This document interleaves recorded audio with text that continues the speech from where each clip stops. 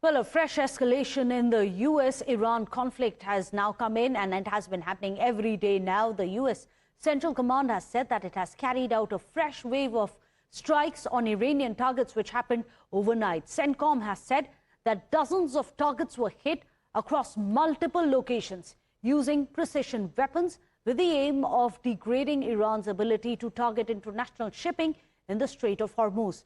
In fact, the US military has said that the strikes had targeted Iranian air defense systems, coastal radar sites, missile and drone capabilities, along with small boats.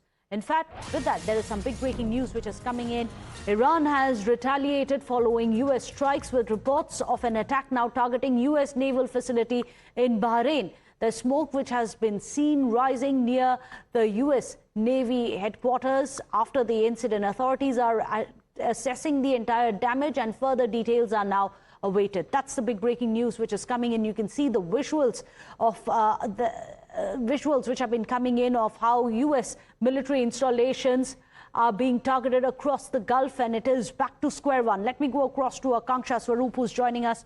Akanksha, unfortunately, it seems that we are back to square one. The war has restarted. The ceasefire clearly has collapsed, and it's back to not just targeting each other, but also each other's alliance partners and military infrastructure. Absolutely, Megha.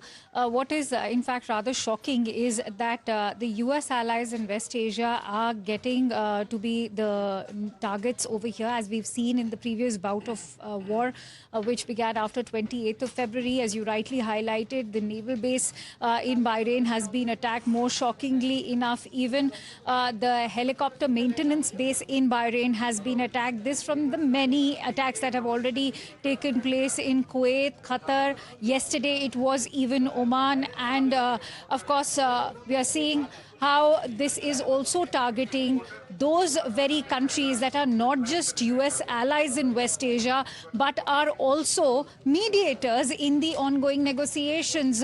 Oman, remember, is already in talks with Iran. It was on Saturday when foreign ministers of both the countries met, and they are currently discussing the control over the Strait of Hormuz in terms of how territorial waters will be divided between Oman and Iran. And having said that, if yet Oman and Qatar, both which have been significant mediators in this war, are going to be targeted, then this certainly is an eye for an eye operation, is what Iran has called it. In fact, they have already declared that they'll be targeting all of those US West Asian allies who are going to be offering their territory and land as US air bases or military installations as well.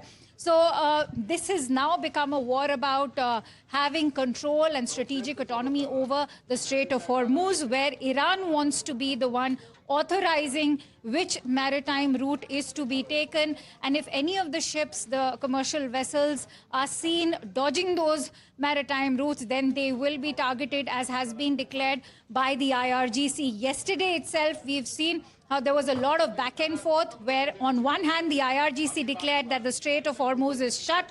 On the other hand, you had the US President Donald Trump, including the US CENTCOM, going on to declare that no, the Strait of Hormuz is not shut, it is very much open. But the maritime traffic in the Strait of Hormuz has very much dipped. As we can tell you, only 5 ships passed yesterday. So we're seeing a similar pattern now emerging, Akanksha, very similar indeed to the first round of hostilities seen between the United States as well as Iran. Stay with us, because we have some more breaking news coming in, which is that Kuwait, an ally of the United States, says that its air defenses are firing as Iran retaliates against US airstrikes. This is something that's been reported by the Associated Press. Jordan has also said that it shot down 4 missiles that have been launched by Iran. Bahrain has also sounded its missile alert siren for the 3rd time as Iran attacks American strategic installations in the GCC region as well. Let me go across once again to Akanksha. Akanksha, the second round of hostilities, of course, began with what many believe is a differing interpretation, specifically of Clause 5 of that Memorandum of Understanding that had been signed between the United States and Iran. The trigger, many believe, was the American insistence that vessels passing through the Strait of Hormuz take a route that's been prescribed by the US while Iran, of course, decided to target ships in the region that were not, in fact, following the route that Iran had indeed prescribed. Now we are seeing a horizontal escalation on the part of Iran, specifically targeting American installations as well as strategic assets in the GCC region as well. So, the fact of the matter remains that right now, yes, paragraph 5 has been the bone of contention right now. It's not about US dictating any maritime route. They were only insisting on having the Strait of Hormuz reopened. They wanted traffic in this maritime strait to resume. So that was the desperation with which this MOU was also forged on the American behalf. Now, if you talk about paragraph 5, which has been quoted by Mohammad Ghalibaf, the Iranian parliamentary speaker, also one of the key leaders fronting the Iranian negotiations, he's gone on to highlight paragraph 5 yesterday in one of the tweets, where he's referred clearly to Iranian arrangements. Now, the Iranians have interpreted it as their exclusive control over the Strait of Hormuz, that they will be the ones deciding the maritime route, not the Americans, and they will in fact also authorize certain ships. So they clearly have been prioritizing their own Iranian vessels, as we've seen in the data that's been reported by Kepler.